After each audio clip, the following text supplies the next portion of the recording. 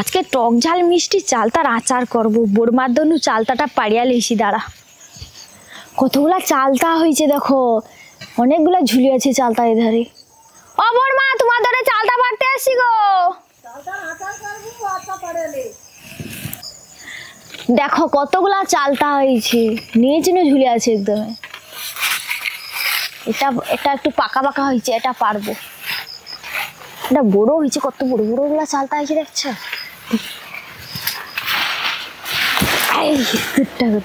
একসঙ্গে চারটে চালতা পাচ্ছি, এবারে গুড়িলেই।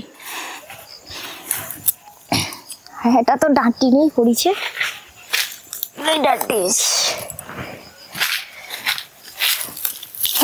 চারটে চালতা গুড়ানো হয়েছে, এবার ঘর যাবো।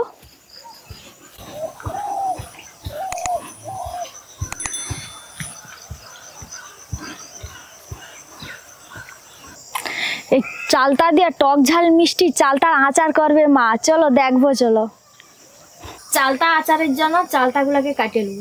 চালতাটাকে এই দুধ থেকে কাটলে এই জিনিসটা বাড়িবে, আর কাছ থেকে কাটলে এই জিনিসটা বাড়িবে না, তাই জন্য এই দুধ থেকে কাটবে।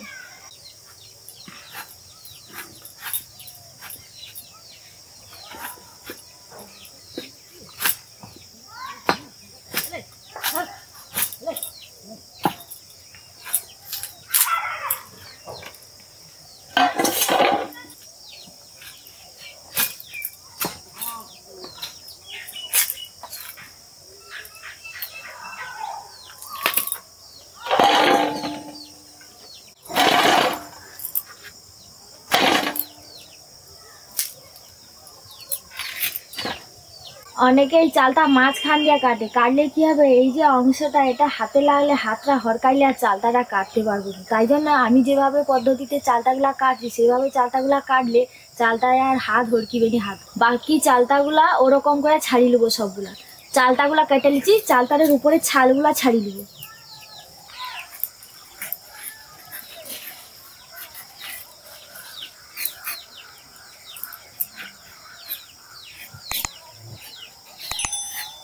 উপরের অংশটা ছাড়ি নিচ্ছি, এবারে ভিতরের ছালটা তুলবো। কিরকম তুলবো দেখাই গেছে।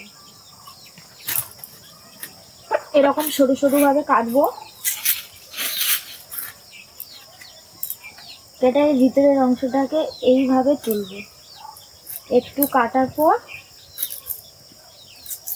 এরকম ভাবে ছিঁড়ে নেব, দিলে এটা উঠে যাবে।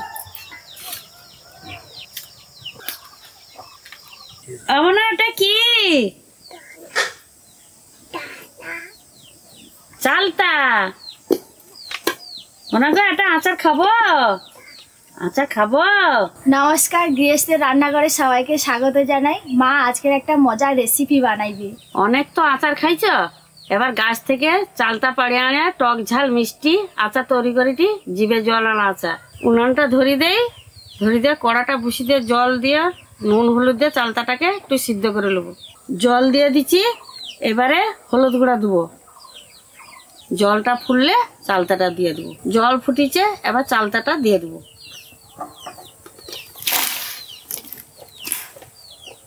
এবারে লবণ দেবো।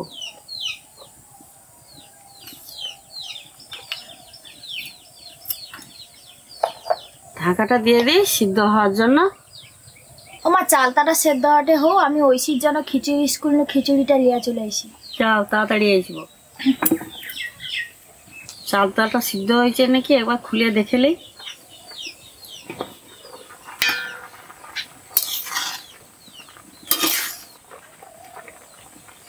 চালতাটা সিদ্ধ হয়েছে, এবার চালতাটা লাভিয়ে নেবো।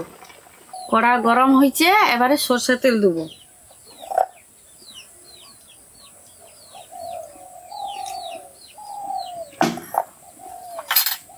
এবারে গোটা লঙ্কা দেবো।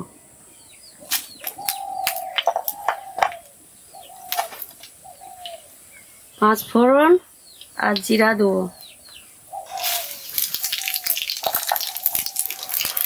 তেজপাতা দেবো।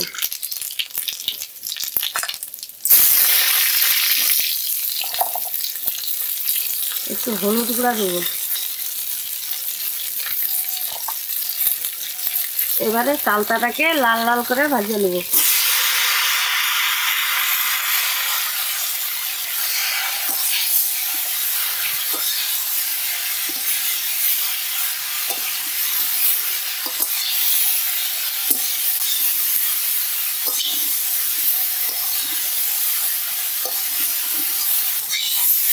চালতাটাকে হালকা জ্বালানি দিয়ে ভাজতে হবে লাল লাল করে।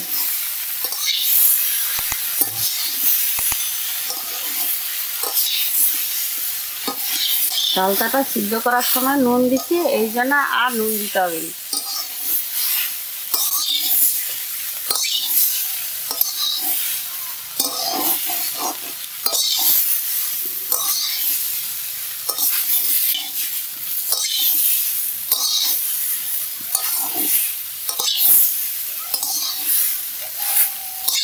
চালতাটা ভাজা হয়েছে, খুব সুন্দর গন্ধ বাড়াতে।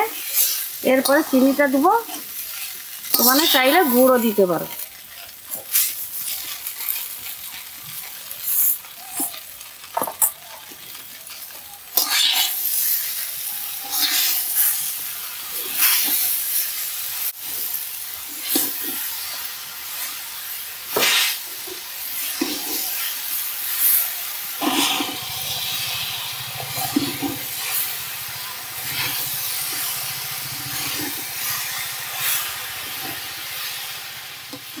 চিনিটা দিচ্ছি, আস্তে আস্তে গড়ে চালতার ভিতরে ঢুকিয়ে দিই।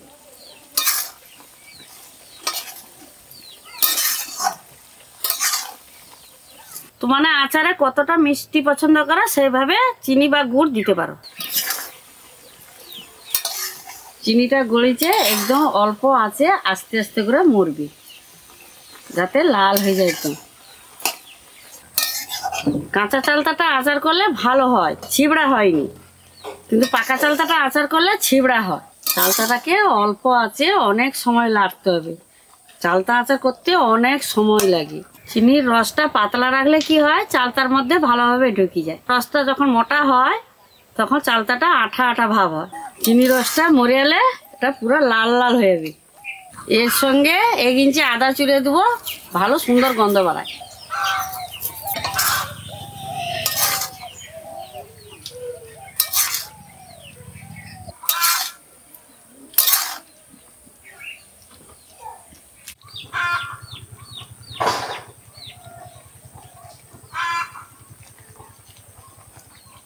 আমরা কি খাটো চালতা, কি খাটো, কি খাটো, আমরা কি খাটো দেখি,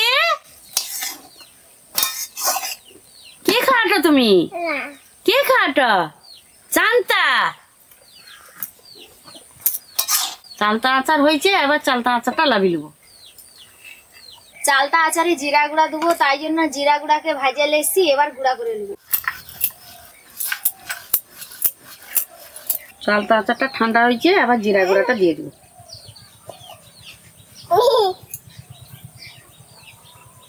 জিরা গুঁড়াটা দিচ্ছি, আবার চালতা আচারটা ভালো করে একটু লেগে।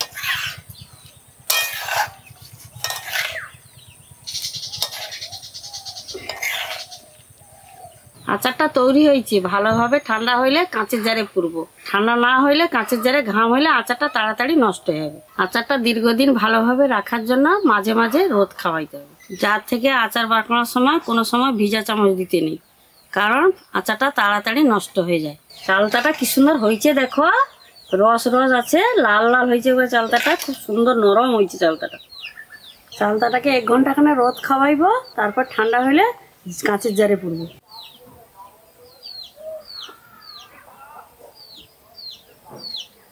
চালতা আচারটা কাঁচের জারে ঢুকিয়ে লিছি। চালতা আচারটা ভালো হয়েছে গো, একটু খেয়ে দেখা তো।